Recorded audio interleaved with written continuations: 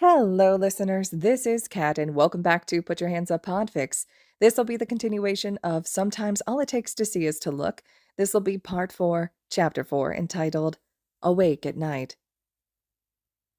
The night after his riveting meeting with Nezu, Shouta is out on patrol.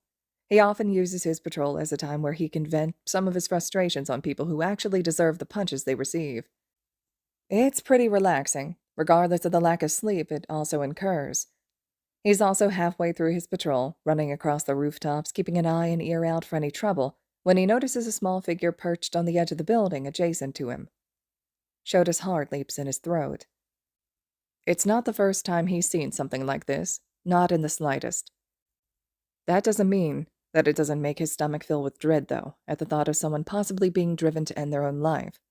He knows that might not be the case, and he most certainly hopes it isn't, but it's still better safe than sorry.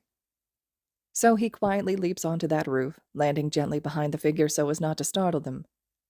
All he can see is a small body and a head of dark hair glowing with a faint green sheen in the minimal light. Wait. Green. Shota inches a bit closer, and to the side slightly so he can look at their face. His face. Midoriya sits on the edge of the rooftop, swinging his legs absent-mindedly, gazing up at the night sky. The moonlight makes his skin glow pale, and his freckles stand out stark against his cheeks, scattered like stars. His eyes glisten, fixed up at the sky, green, soft, and glowing, yet scarily fragile, like a shard of sea glass, jagged edges smoothed over with years of practice, like it wasn't even a part of a bigger piece in the first place. Like it was never sharp and biting, gnashing and agonizing, like it was never broken. There's a soft smile on his face, and he's humming lightly. Shota lets out a sigh of relief. It seems like he's just stargazing, but he is also nothing if not cautious. So, he slowly approaches his student, sits next to him on the ledge, a comfortable distance away. Midoriya startles at this, noticing him for the first time, before relaxing when he realizes who it is. "Hello, Sensei," he speaks softly, with no stutter. Shota doesn't think he's ever seen his student so relaxed before. "You doing okay, kid?" Shota grumbles lowly in return. Midoriya gives a brief nod before letting out a puff of air. "Yeah, I like to come up here when I can't sleep. It helps me relax." "Won't your parents get worried if they can't find you?" Midoriya looks pointedly at him, before returning his gaze to the sky. "I haven't seen my dad since he left when I was 4. And my mom works a lot of late shifts at the hospital." Shota can practically hear the little bell going off in his head, reacting to new information about his student. He simply nods, letting the conversation dim into comfortable silence. "You know, I used to sneak up here when I was little," Midoriya begins, Shota's head ringing with gratitude at how open his student is suddenly being. "I would come up here to see if I could catch you in a fight during your patrol. Since you basically fight quirkless, I found it really inspiring." Shota raises an eyebrow. "Oh yeah? Why is that?"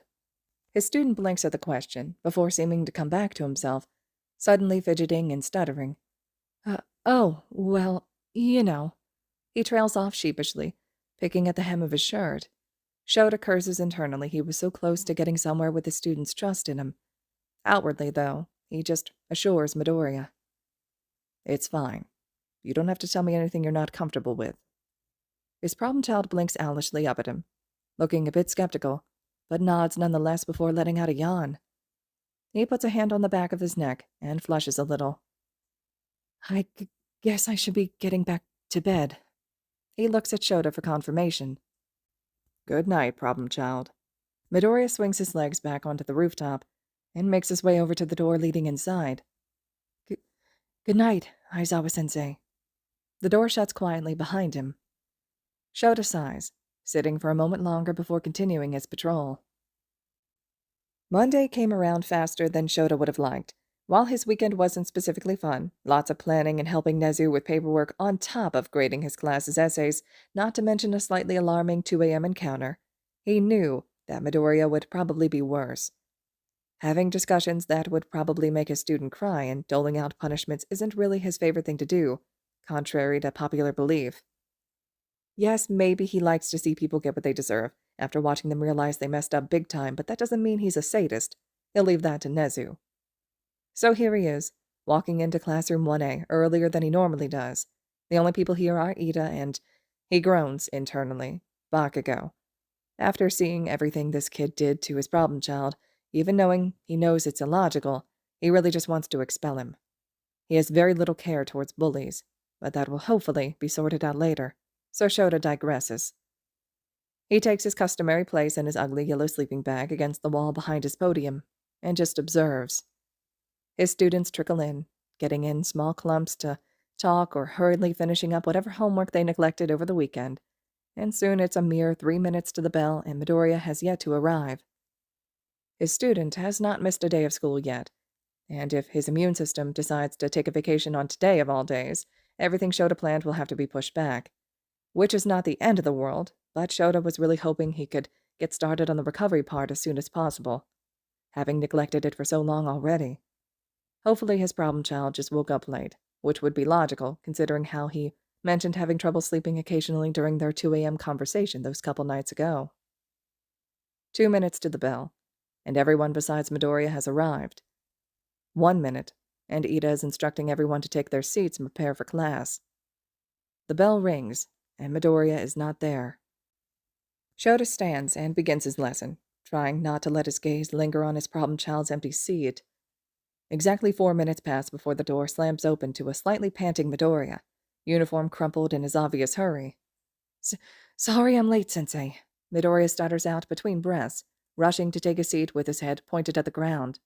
He offers no explanation, and Shouta doesn't pry. And if it has to do with what he learned this weekend that he's being a little lenient, no one has to know.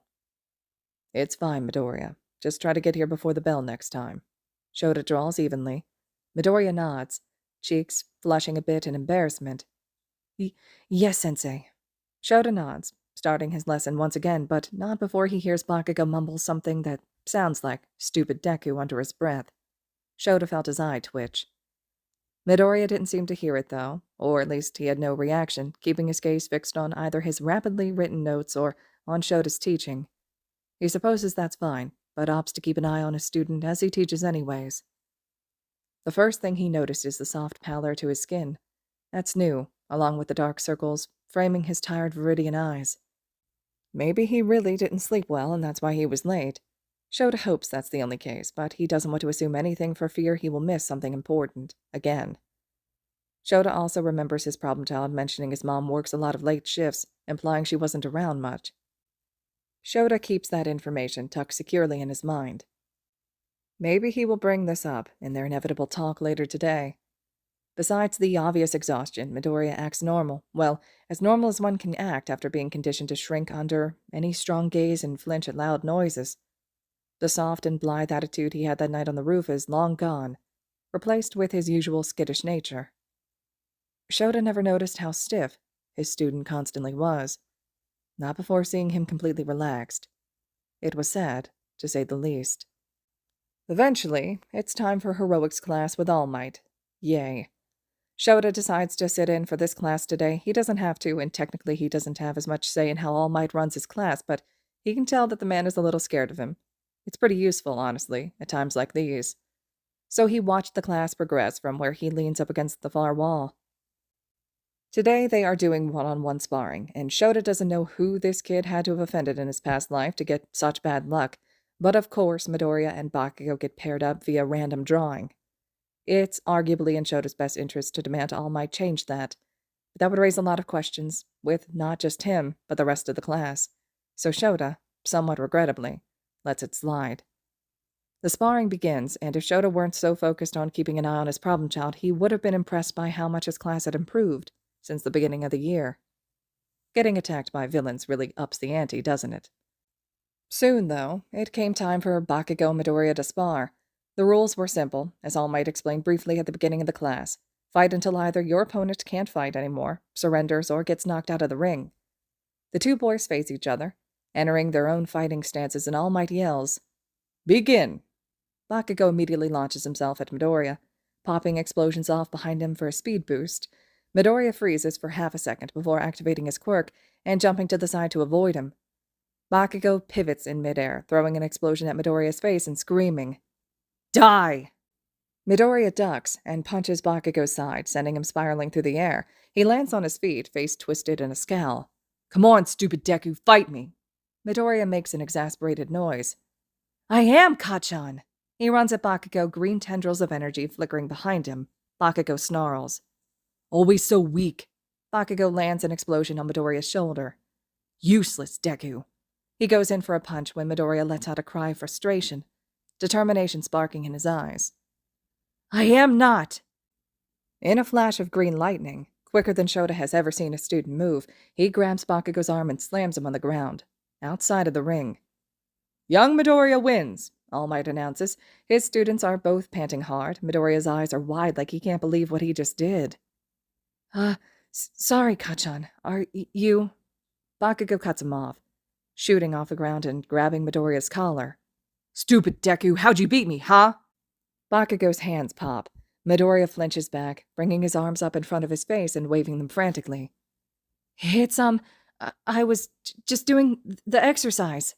Bakugo raises his hand, presumably to set off an explosion, but Shouta is already there, glowing red glare fixed on his student, effectively cutting off his quirk. Shouta is furious, so much so that he can feel himself struggling to keep it from showing through his usually deadpan face.